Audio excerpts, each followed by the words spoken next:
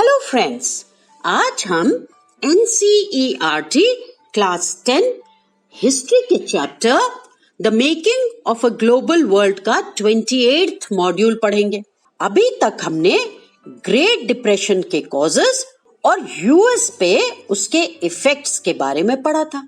इस मॉड्यूल में great depression का इंडिया पे क्या इफेक्ट पड़ा उसे पढ़ना शुरू करेंगे और इस टॉपिक को नेक्स्ट मॉड्यूल में भी कंटिन्यू करेंगे। तो चलिए शुरू करते हैं हमारा आज का मॉड्यूल। अगर हम डिप्रेशन का इंडिया पे इफेक्ट देखें तो हम रियलाइज करेंगे कि अर्ली 20th सेंचुरी तक ग्लोबल इकोनॉमी यानी पूरे वर्ल्ड की इकोनॉमी कितनी इंटीग्रेटेड या कनेक्टेड बन गई थी। वर्ल्ड के एक पार्ट में क्राइसिस के इफेक्ट्स बहुत क्विकली दूसरे पार्ट्स में भी दिखते थे। पूरे वर्ल्ड में लाइव्स, इकोनॉमीज और सोसाइटी को इफेक्ट करते हुए। तो देखो क्या हुआ, इकोनॉमीज इंटीग्रेट हुई, कनेक्ट हुई। इससे क्या हुआ, वर्ल्ड के एक पार्ट में क्राइसिस होता था तो उसका इफेक्ट बहुत जल्दी ही दूसरे पार्ट्स में भी दिखता था। पूरे वर्ल्ड में उनकी लाइव्स, इकोनॉमीज और सोसाइटीज को इफेक्ट करते हुए 19th सेंचुरी में जैसा कि आपने देखा है, कॉलोनियल इंडिया एग्रीकल्चरल गुड्स का एक्सपोर्टर और मैन्युफैक्चरर्स यानी मशीन से बनाए गुड्स का इंपोर्टर बन गया था। किस किस का? एग्रीकल्चरल गुड्स का एक्सपोर्टर और मैन्युफैक्चरर्स का इंपोर्टर। डिप्रेशन ने इमीडिएटली इंडियन ट्रेड को अफेक्ट किया। अब कैसे? इंडिया के एक्सपोर्ट्स और इंपोर्ट्स नियरली हाफ हो गए, आधे हो गए 1928 और 1934 के बीच। जैसे इंटरनेशनल प्राइसेस गिरे, इंडिया में प्राइसेस भी गिर गए। 1928 और 1934 के बीच इंडिया में व्हीट प्राइसेस 50% से गिर गए थे। तो 19th सेंचुरी में क्या था? कॉलोनियल इंडिया एग्रीकल्चरल गुड्स का एक्सपोर्टर था और मैन्युफैक्चरर्स का इंपोर्टर था। और डिप्रेशन ने क्या करा? इंडियन ट्रेड को इफेक्ट करा और इंडिया के एक्सपोर्ट्स और इंपोर्ट्स नियरली हाफ हो गए। पेजेंट्स और फार्मर्स ने अर्बन ड्वेलर्स से ज्यादा सफर किया। अर्बन कौन होते हैं? जो टाउन्स एंड सिटीज में रहते हैं। तो पेजेंट्स और फार्मर्स जो थे उन्होंने इस डिप्रेशन से ज्यादा सफर करा as compare to urban dwellers. Even though agricultural prices बहुत शार्पली गिरे, कॉलोनियल गवर्नमेंट ने अपने रेवेन्यू की डिमांड्स कम नहीं की। करनी चाहिए थी ना। जब एग्रीकल्चरल प्राइसेस गिर रहे हैं तो लोगों की इनकम्स इफेक्ट हुई, तो वो रेवेन्यू कहाँ से दे पाएंगे? मगर कॉलोनियल गवर्नमेंट ने अपनी रेवेन्यू की डिमांड्स कम नहीं करी। यानी इवन दो फार्मर्स अब कम अर्न कर पा रहे थे, कॉलोनियल गवर्नमेंट अभी भी पहले जितना रेवेन्यू मांग रही थी। वर्ल्ड मार्केट के लिए प्रोड्यूस करने वाले पेजेंट्स सबसे वर्स्ट इफेक्टेड थे। हम बंगाल के जूट प्रोड्यूसर्स को देखते हैं। वो रॉ जूट ग्रो करते थे जिसे फैक्ट्रीज में एक्सपोर्ट के लिए प्रोसेस किया जाता था as gunny bags. Gunny bag jute जैसे नेचुरल फाइबर से बना एक इनएक्सपेंसिव बैग होता है। लेकिन जैसे गनी एक्सपोर्ट्स कोलैप्स हुए, रॉ जूट का जो प्राइस था 60% से भी ज्यादा क्रैश हो गया।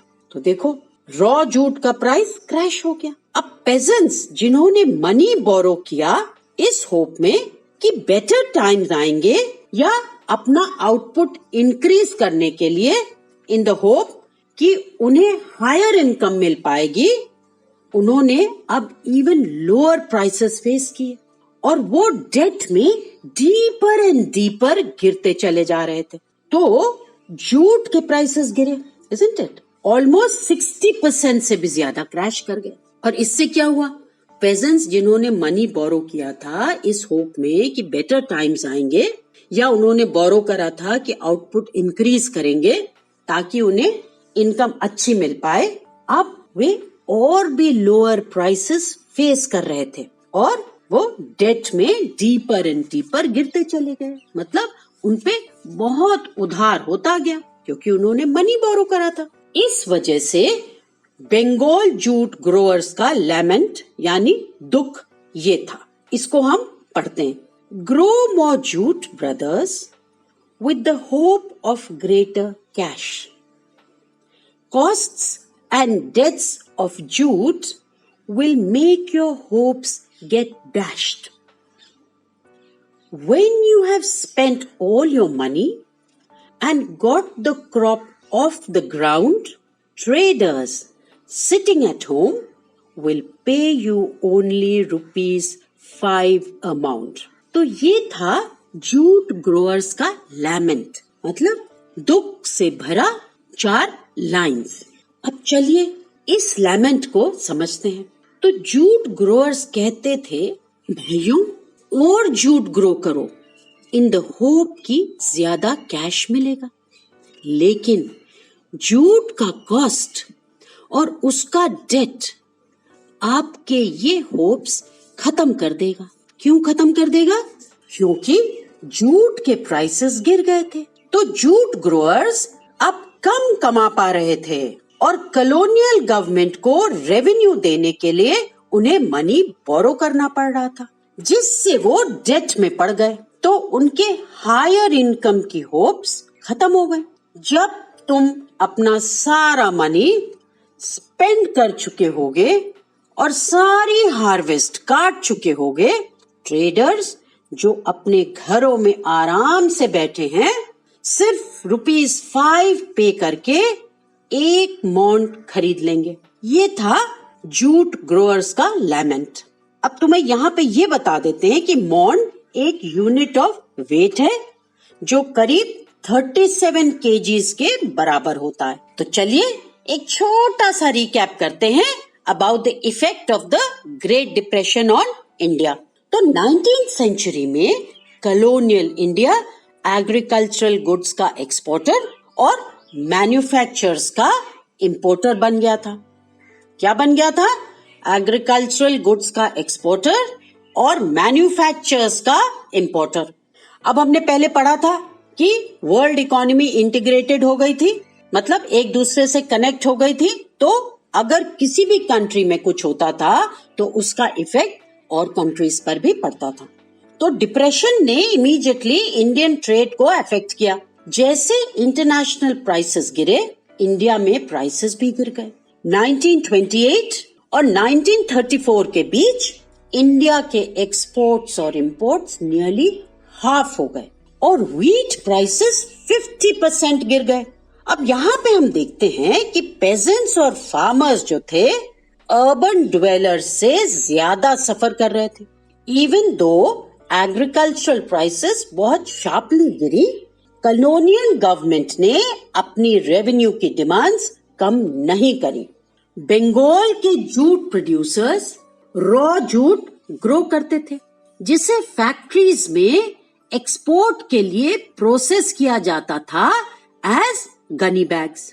अब जैसे गनी एक्सपोर्ट्स कोलैप्स हुए, रॉ जूट का प्राइस जो था वो 60% से भी ज्यादा क्रैश हो गया, कम हो गया। तो बताओ कितना सस्ता हो गया होगा। तो पेजेंट्स जिन्होंने मनी बोरो किया था, अब इवन लोअर प्राइसेस फेस कर रहे थे और वो डेट में डीपर एंड डीपर गिरते चले गए।